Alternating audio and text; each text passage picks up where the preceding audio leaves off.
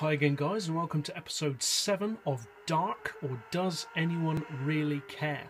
The series where I'm handpicking certain cars from Gran Turismo 6 to do just a quick review of. Cars that most people maybe haven't bothered buying, maybe you haven't noticed it in the dealership, maybe you've got one in your garage, haven't used it for years, or maybe you just don't want to potentially waste the money on a car that could be useless.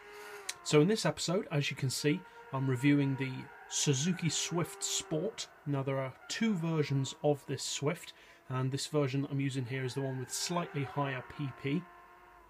And until recently, I myself hadn't actually tried this car, but I thought, well, some of these lower PP, lower powered hatchbacks can sometimes be pretty good. They can be kind of sleeper cars, and the car that got me into that was the Daihatsu Storia. I mean, look how good that thing turned out to be.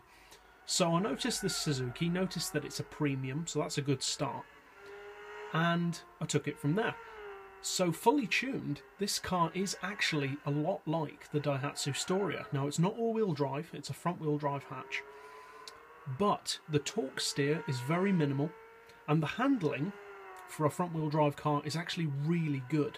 Usually I don't like driving front-wheel drive cars because they just have so much understeer and torque steer, and they just can't cope with huge amounts of power. This car, it's got a great chassis, very short wheelbase, reasonably wide for a small car, which makes it nice and stable. Again, kind of like the Daihatsu. Fully tuned, you're looking at just over 500 pp, which again, higher than you would expect for a car like this. And fully tuned, you're looking at just over 340 horsepower. So again, surprisingly similar to the Daihatsu. With all the weight stripped out of this car, it weighs 886 kilos, so it's nice and light. And overall, it's a really high performance car. It's a really great little car. It looks good, sounds pretty good. I don't know what it sounds like with the stock exhaust, because obviously with the race exhaust on a lot of these cars, it kind of gives it a boring generic sound, but this one sounds pretty good, and it's a really great little car. I haven't tested it that much because, like I said, I haven't owned it for that long, just a few days. I've used it once or twice online in Sierra track day lobbies, and it handles great on that track. The handling is its best point. It's so good. Tons of grip, great turn in, really easy to drive this car fast. The brakes are really, really good. I found that I needed to have the suspension, especially on the back, relatively stiff, quite stiff dampers, because under braking the back end does like to lift. Not completely off the ground, but it does like to lunge under braking.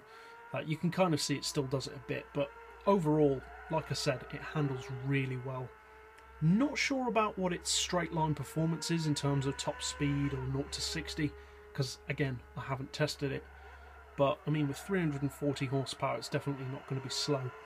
I'm pretty sure I've had this car to up around the 170 region on Sierra, which, considering that track doesn't have a huge amount of long straights for small cars to get their top speeds, 170 is pretty good. Shows it certainly has the potential, considering that this is basically just a tune that I slapped on it quick. It's not really designed for anything in particular.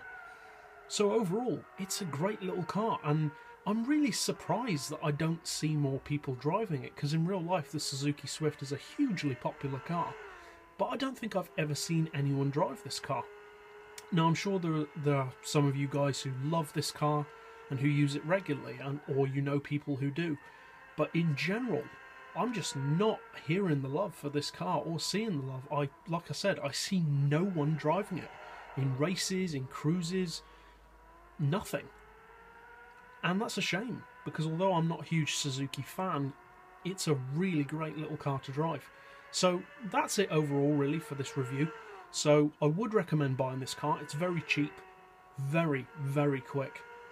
And yeah, that's it really. So as always, thanks for watching.